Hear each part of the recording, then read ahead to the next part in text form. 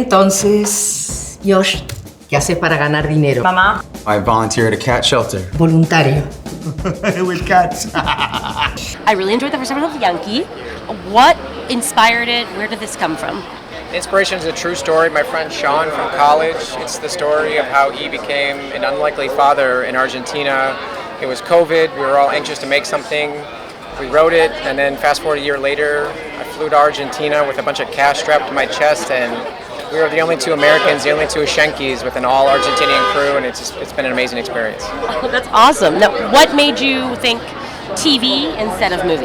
Yeah, it felt like a bigger story. It felt like this ongoing saga, which is because it is a true story, it's ongoing. So I think we just really liked the idea that we knew that the pilot would end with our protagonist getting the results. Like, is the child his, is it not?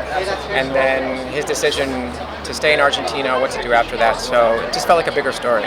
Speaking of your protagonist, Rowan is great as Josh. I really enjoyed him. How did you find him? How did he come aboard? And how did you know he and Delfina were right for the pairing? Great question.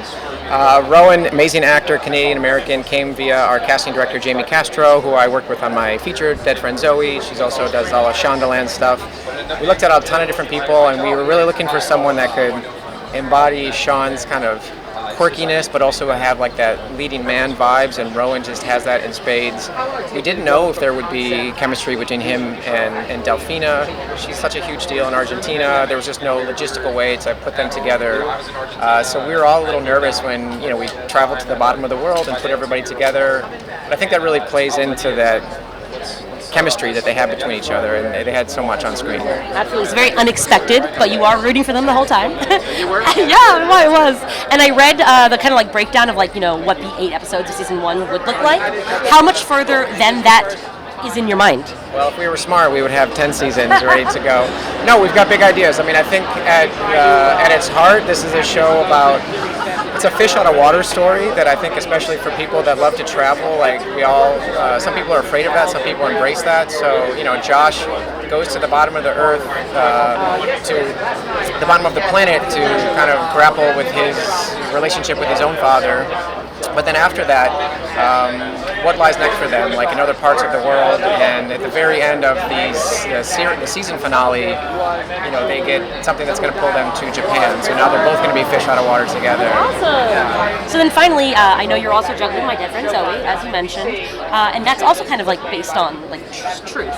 So what inspires you most creatively when it comes to telling these stories?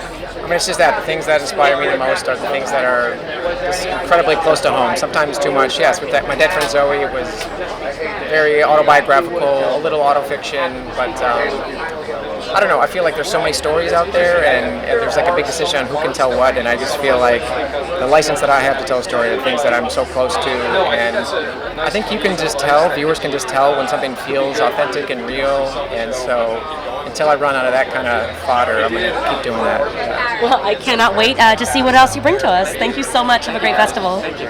Yo también era un matador cuando era joven. Un día fuimos padres. Fui padre. Y todo se había terminado. De la mejor manera que nunca hubiera imaginado.